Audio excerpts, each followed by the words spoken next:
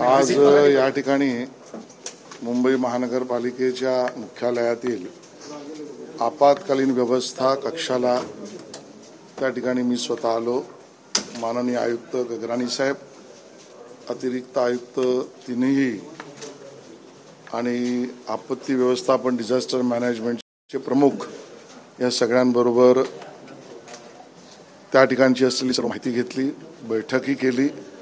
बरोबरीने जो आढावा घेतला त्यामध्ये आपल्याकडे असलेल्या CCTVच्या नेटवर्क माध्यमातून पूर्ण मुंबईतल्या प्रमुख चौकांमधली परिस्थिती काय आहे, अग्निशामक दलांच्याकडून घेतलेल्या माहितीच्या आधारावर तिथली परिस्थिती काय आहे, मुंबईतल्या शाळा महाविद्यालयांच्या परिसरातली परिस्थिती काय, मुंबईतल्या उपनगरीय रेल्वे या ठिकाणच्या परिस्थितीचा आढावा, बरोबरीने ज्या ठिकाणी असलेला डोंगर किंवा सखल आणि उंच भाग या भागातल्या परिस्थितीचा नेमका आढावा त्या ठिकाणी मी घेतला।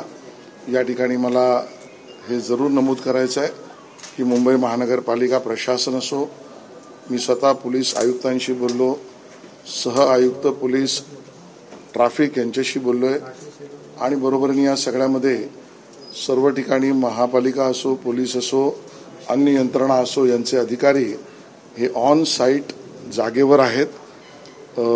उपनगरीय रेल्वे थोड्या उशिराने काही ठिकाणी चालल्या आहेत, पण पूर्ण बंद पडल्या आहेत अशा पद्धतीची माहिती समोर आलेली नाही आणि त्या बंद पडू नये म्हणून त्या ठिकाणच्या व्यवस्था या चूक करावा अशा पद्धतीची चर्चा आपण केली।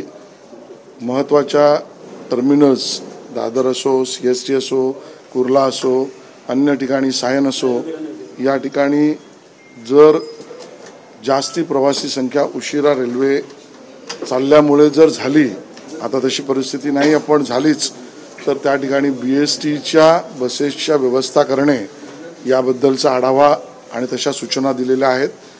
मुंबईतल्या दुपारच्या सत्रातल्या शाळा आणि महाविद्यालयांना आपण त्या ठिकाणी सुट्टी दिलेली आहे। सकाळच्या सत्रामध्ये असलेल्या गेलेल्या शाळेतील विद्यार्थ्यांना, शिक्षकांना आणि अन्य लोकांना सुखरूप घरी जाण्याच्या व्यवस्थेमध्ये प्रशासकीय यंत्रणा त्या ठिकाणी कामाला लागण्याच्या सूचना आपण त्या ठिकाणी दिलेल्या आहेत।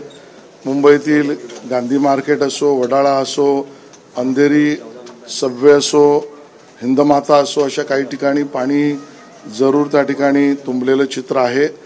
त्याचा निचरा होण्यासाठी, समुद्रमार्गे निचरा होण्यासाठी काही अडचणी असतील तर त्या दूर करण्याच्या विषयातल्या सूचना दिल्या आहेत। त्याला कामाला गती त्या ठिकाणी मिळालेली आहे।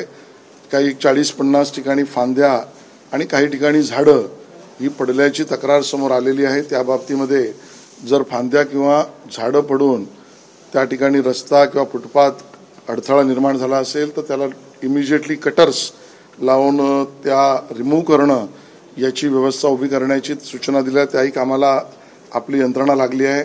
एक माहिती समोर नेपियन सी रोड आणि त्या भागामध्ये त्या ठिकाणी CPWDची असलेली वॉल झाडावर पडून, झाड पडून कोणाला एका इसमाला दुखापत झाली आहे आणि ती कितपर्यंतची आहे त्या सगळ्याची माहिती आपण घेतो आहोत। त्याच्यासाठीच्या रचनासुद्धा त्या ठिकाणी लावलेल्या आहेत। बरोबरीने पंपिंग स्टेशन्स हे पूर्ण क्षमतेने पंप करून जमिनीकडून समुद्राकडे पाणी निचरा करणं या कामाला त्याचा आढावा घेतला आहे, त्याची संपूर्ण व्यवस्था लावलेली आहे। ज्या सखल भागामध्ये पाणी तुंबण्याच्या तक्रारी आल्या आहेत तिथे पंप्स हे ॲक्टिव्ह झाले आहेत ना, नसतील तर ते ॲक्टिव्ह करण्याच्या बाबतीतला सुद्धा आढावा घेऊन त्या सूचना त्या ठिकाणी आपण दिलेल्या आहेत। बरोबरीने या सगळ्याबरोबर BST, ट्रॅफिक या सगळ्या विषयामधली सूचना आणि त्याचा आढावासुद्धा आपण घेतलेला आहे आणि म्हणून या सगळ्या यंत्रणा कामाला सज्ज लागलेल्या आहेत। स्वतः पोलीस कमिशनर असो, मुंबई आयुक्त असो यांनी आवश्यक असेल तरच घराबाहेर पडा। आज आणि उद्या 2 दिवस पावसाच्या अलर्ट हे आपल्या त्या ठिकाणी आहेत आणि नियोजन नीट करूनच बाहेर पडण्याचीच खूप आवश्यकता असेल तर त्याला सहकार्य नागरिकांनी करावं, ह्या सुद्धा गोष्टी समोर मांडलेल्या आहेत। माननीय मुख्यमंत्री महोदय माझ्याशी स्वतः त्या ठिकाणी बोलले। मी त्यांच्याशी बोलून या शाळांना दिलेल्या सुट्या, महाविद्यालयांना दुपारच्या सत्रात दिलेल्या सुट्या या मुख्यमंत्र्यांच्या निर्देशानुसार आपण त्या ठिकाणी दिलेल्या आहेत। मुख्यमंत्री महोदय आता पूर्ण राज्याचा आढावा घेत आहेत। ऑनलाईन त्या ठिकाणी आपत्ती व्यवस्थापनाचे मंत्री गिरीश महाजन हे सुद्धा आता आढावा घेत आहेत।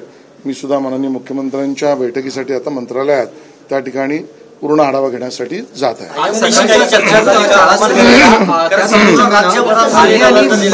या दोन्ही जिल्ह्यांना रेड अलर्ट देण्यात आले.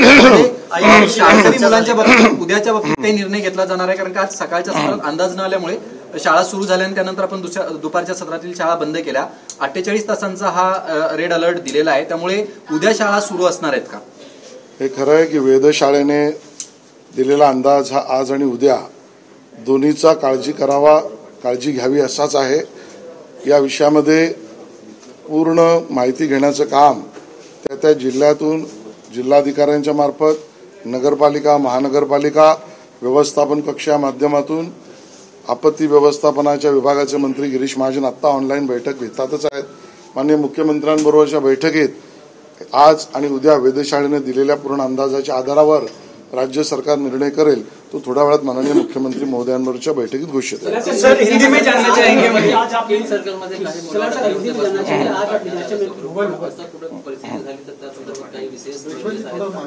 शंभर टक्के सगळ्या मुलांना सुखरूप घरी घेऊन जाण्याची व्यवस्था करण्यासाठी सगळ्या प्रशासकीय यंत्रणांना रस्त्यावर हजर राहण्याचे निर्देश माननीय मुख्यमंत्र्यांनीच दिलेले आहेत. त्याचा आढावा मी सुद्धा आता घेतलेला आहे आणि म्हणून या सगळ्या पद्धतीच्या कुठेही घटना घडू नयेत, दुर्घटना होऊ नयेत आणि त्या ठिकाणी कोणी अडकलं असेल तर त्याला बाहेर काढण्याच्या संदर्भामध्ये तशा सूचना दिलेल्या आहेत.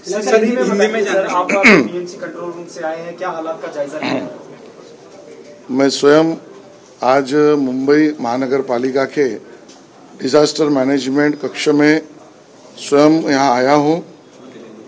माननीय आयुक्त गगरानी साहब, सभी एडिशनल कमिश्नर, डिजास्टर मैनेजमेंट के प्रमुख, इन सबके साथ पूरी ब्यौरा और जानकारी ली है. एक बैठक भी हमने अभी यहाँ पर की और पूरी घटनाओं का ब्यौरा लेकर जो चीज़ें ध्यान में आई है उसमें कुछ सूचनाएं भी हमने वहाँ पर दी है. माननीय मुख्यमंत्री जी के निर्देशानुसार मुंबई में माननीय आयुक्त जी से चर्चा करके सुबह के समय पर जो स्कूल में बच्चे हमारे गए हैं वो सही सलामत घर वापसी उनका हो, इसके लिए सभी यंत्रणाओं को, पुलिस हो, बीएमसी हो, डिजास्टर मैनेजमेंट हो, बीएसटी हो, रेलवे हो, उनको सूचना दी गई है. दोपहर के सत्र के स्कूल और कॉलेज इनको अभी छुट्टी जाहिर की है. उसी के साथ साथ रेलवे, सबर्बन रेलवे थोड़ी देरी से चल रही है लेकिन बंद हुई है, इस प्रकार की जानकारी सामने नहीं आई है.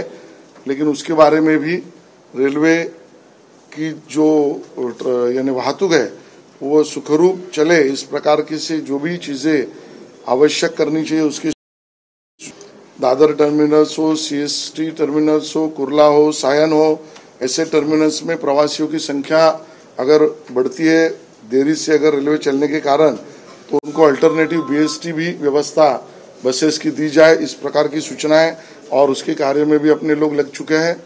गांधी मार्केट हो, सायन हो, कई जगह पर हिंद माता हो, अंधेरी सबवे हो, वहाँ पर पानी भरा हुआ है. वहाँ के पंप्स जो है एक्टिवेट है, उसको और एक्टिवेट करके उसका भी जो पानी कम समुद्र की तरफ चला जाए और पानी कम हो जाए, इस प्रकार की व्यवस्थाओं की सूचना दी है. उसके लिए भी लोग काम पर लग चुके हैं. मुंबई के जो आउटफॉल और पंपिंग स्टेशन है उसको भी एक्टिवेट तो है ही, वहाँ पर भी डिजास्टर मैनेजमेंट कोई और व्यवस्था करनी चाहिए, तो उसकी भी जानकारी और आवश्यकताएं सूचनाएं हमने दी है. वो कहीं 40-45 जगह पर जो ट्री ब्रांचेस है, कहीं पर पेड़ गिरे हैं, इस प्रकार की जानकारी मिली है. वो दलन वलन के लिए, ट्रांसपोर्ट के लिए तकलीफ न हो, इसके लिए कटर से कट करके उसको रिमूव किया जाए, इसके बारे में भी जानकारी और सूचनाएं दी है. एक घटना अभी ध्यान में आई है, सीपीडब्ल्यूडी की वॉल नेपेंसी रोड के तहत कहीं पर एक पेड़ पर गिरने के बाद एक व्यक्ति को बहुत गंभीर घटना हुई, उसकी जानकारी ले रहे हैं. वहाँ पर भी रचनाएं व्यवस्थित सूचना देकर एक्टिवेट करने का काम हमने बताया है. इस प्रकार की सभी चीज़ों को एक्टिवेट करके उसका जायजा लेकर सभी चीज़ों को एक्टिवेट करने का काम हमने सूचनाएं दी है. माननीय डिजास्टर मैनेजमेंट के मंत्री गिरीश महाजन जी स्वयं अभी चीज़ों का पूरे राज्य भर का ब्यौरा ले रहे हैं. माननीय मुख्यमंत्री भी अभी बैठक लेने वाले हैं। उस बैठक में मैं भी स्वयं अभी मंत्रालय की तरफ जा रहा हूँ। राज्यभरात जर मराठवाड्याचा विचार केला तर मराठवाड्यात 2 दिन का रेड अलर्ट दिया गया है आईएमडी की तरफ से, तो ये जो आपने प्रशासन को एक अलर्ट पे डाला ये कल भी रहेगा, और स्कूल्स और कॉलेजेस की क्या परिस्थिति है? ये बात सही है कि आईएमडी ने जो बातें बताई है उसमें आज और कल 2 दिन चिंता के हैं। बारिश भी होने वाली इस प्रकार का बताया है। पूरे राज्य भर से, कलेक्टर से, डिजास्टर मैनेजमेंट के अपने अधिकारियों से, नगर पालिका महानगर पालिकाओं से पूरी जानकारी डिजास्टर मैनेजमेंट के मंत्री गिरीश महाजन जी ले रहे हैं। उसका अंतिम रिपोर्ट माननीय मुख्यमंत्री जी अभी लेंगे और उसके बारे में सभी सूचनाएं मुख्यमंत्री जी बैठक के बाद देंगे। संपूर्ण राज्यभरात अशाच पद्धतीनं पाऊस पडतोय। मराठवाड्यातली एक आकडेवारी आलेली आहे। काफी बड़ा था, उसको लेके क्या स्थिति, क्योंकि आए दिन ये जानकारी जो सामने मिले उसके बाद ऑन ग्राउंड ऑन रोड हमारे पुलिस हो, बीएमसी हो, डिजास्टर की सभी रचनाएं लगे, वडाला में भी लगे, ऐसा हमने देखा भी है।